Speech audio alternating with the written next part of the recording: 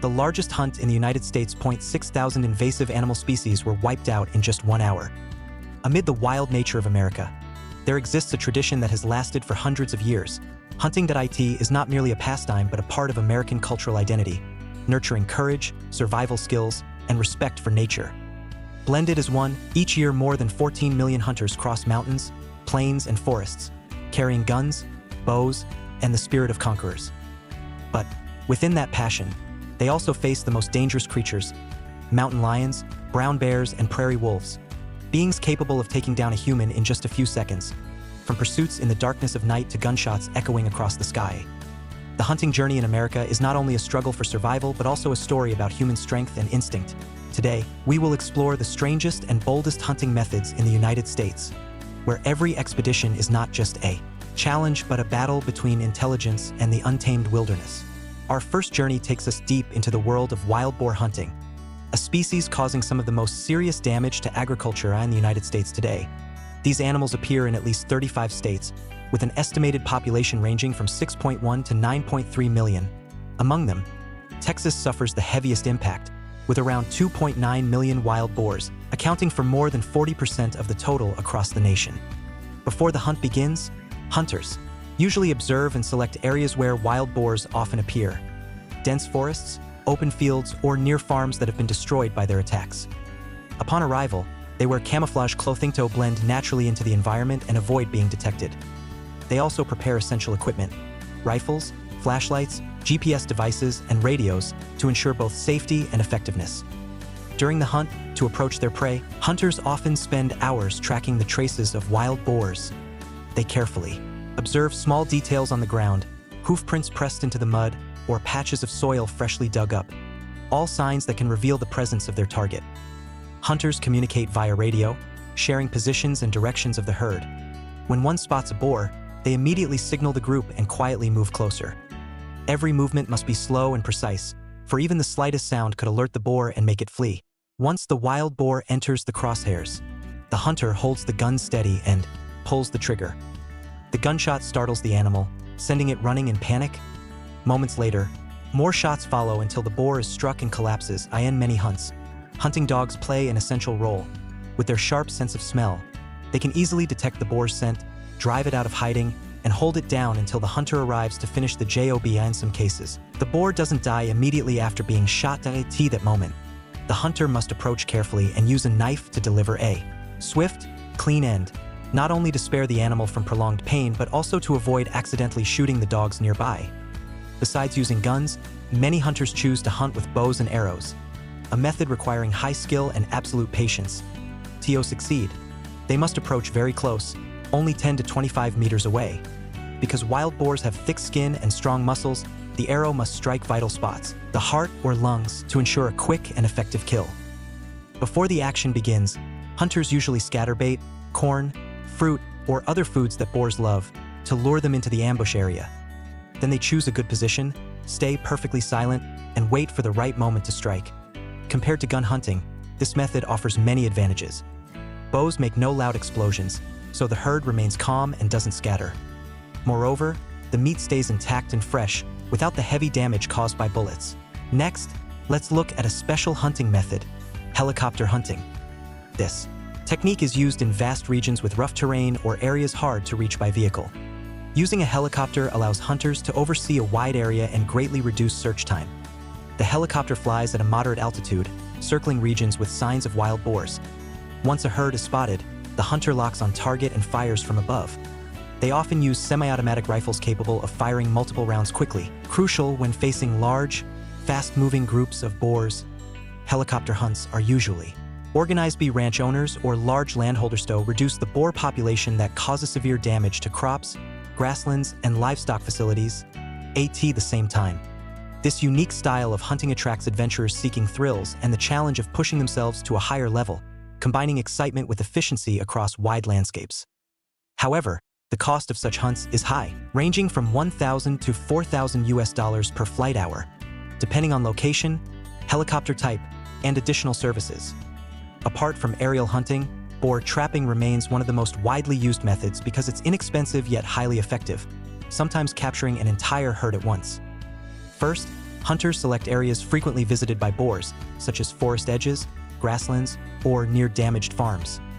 There, they set up strong traps, usually large steel frames with automatic closing doors, and spread bait from outside to incidito lure the herd in completely. Once ready, hunters simply leave and wait. Thanks to modern technology, they can monitor traps remotely via surveillance cameras. When the number of boars inside is sufficient, a simple tap on a phone screen closes the gate automatically, trapping the entire herd inside. With this method, hunters can catch 3 to 10 animals per session, depending on herd size and trap setup.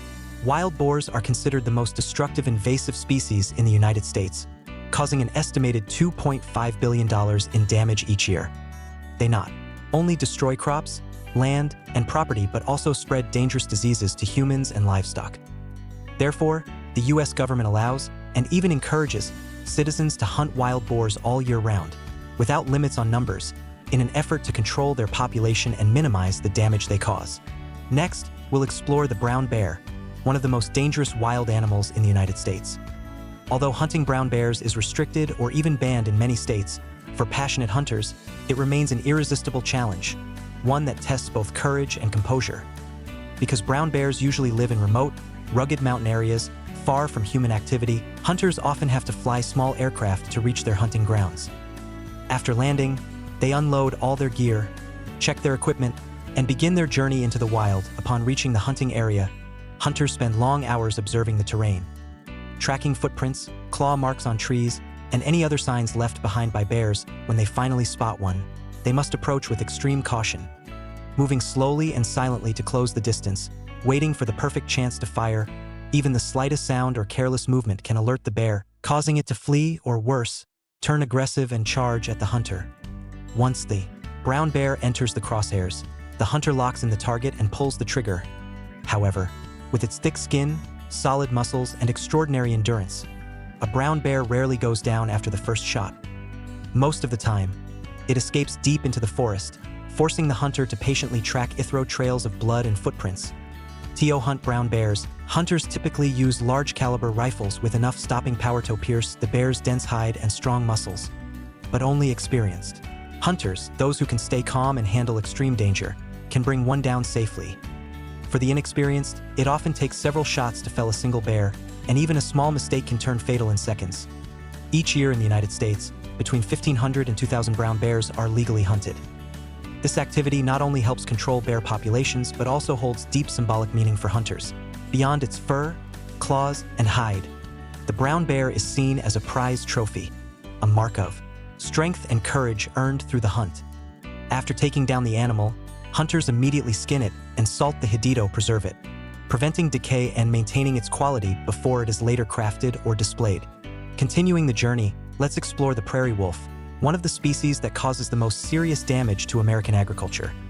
They mainly prey on poultry and small livestock, making it difficult for farmers in rural areas to protect their herds. In the United States, hunting prairie wolves is allowed year-round, with no limit on numbers. These animals live mostly in open plains and vast grasslands. They are highly intelligent and extremely alert to any unusual movement or sound nearby. To hunt them effectively, hunters often use sound devices or artificial calls to lure them closer. These devices can mimic the cry of wounded prey or the howl of another wolf. Depending on the situation, hunters adjust the sounds they play, because prairie wolves are sharp-eyed, quick to analyze, and even quicker to react. Hunters usually use scoped rifles from a distance rather than approaching directly. If they get too close, even the smallest movement can alert the wolf and make it flee.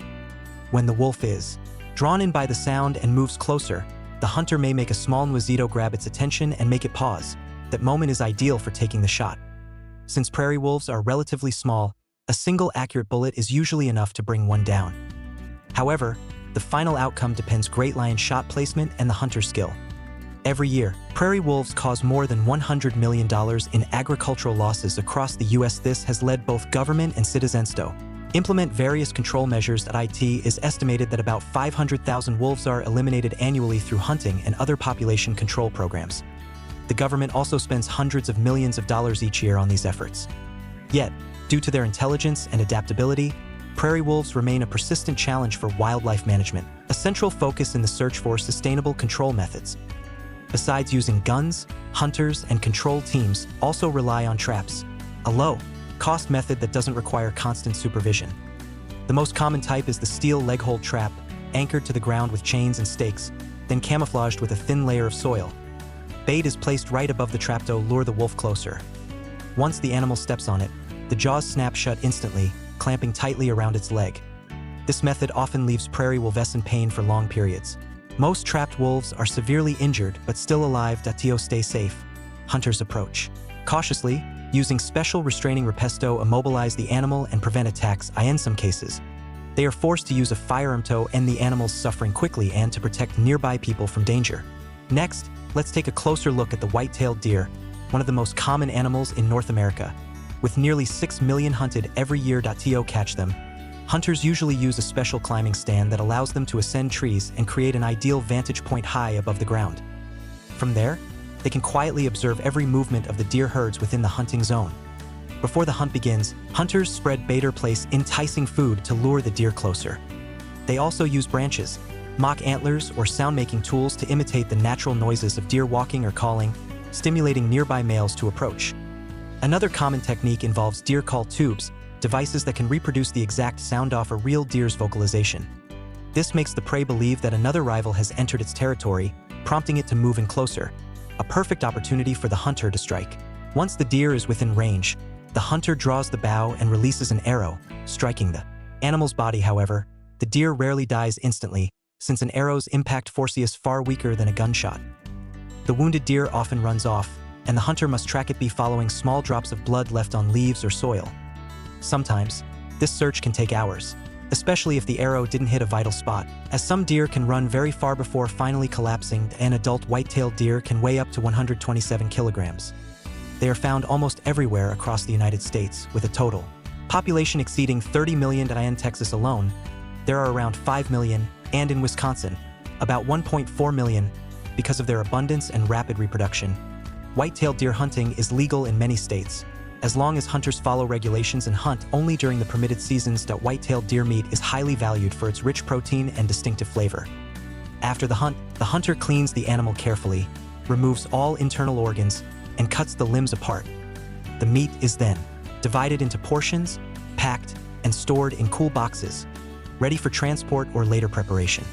Continuing our journey, let's explore baboon hunting, a species notorious for causing massive agricultural losses.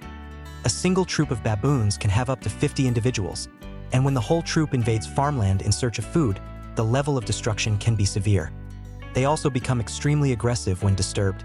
Frequent incidents of baboons entering residential areas and attacking people have led many local communities to decide on organized hunts to drive these animals away. Hunters often use fruit as bait, because when baboons are distracted by eating, they become easier to approach. However, since they move in groups, a single gunshot or sudden movement can instantly cause panic, sending the entire troop fleeing into the forest. For that reason, each hunting trip usually captures only a few. The fatality rate after being shot depends greatly on the bullet's impact point. A precise hit to a vital area brings a faster death. Baboons are mainly found across Africa and the Arabian Peninsula, where an adult male can weigh up to 30 kilograms. In some regions, local tribes still practice traditional hunting. Each handmade arrow is coated with natural poison to increase its effectiveness. Once prey is spotted, the hunter swiftly draws the bow, takes careful aim, and releases the arrow to bring it down. After that, the hunter climbs a tree to retrieve the animal's body and bring it down to the ground. Throughout the hunt, dogs play an essential role. They are trained to track scents, chase the prey, and surround it until the hunter arrives to take control. This teamwork between humans and dogs makes the hunt more effective and safer. Once back, the hunters butcher the baboon, dividing the meat into several parts. Each tribe has its own cooking tradition. Some roast the meat over charcoal, others stew it with wild vegetables, or dry it for long-term preservation. Though controversial, hunting continues to play an important role in the cultural life, economic livelihood, and ecological management of many regions. When done legally, under supervision, and guided by biological knowledge, this activity not only helps maintain the balance of wild populations but also protects natural habitats and preserves ancient traditions. What do you think of this thrilling and dangerous hunting journey? If you love discovering the hidden wonders of the wild, don't forget to subscribe to Hands of America Discovery so you won't miss any fascinating videos. Thank you for watching, and see you again in the next episode.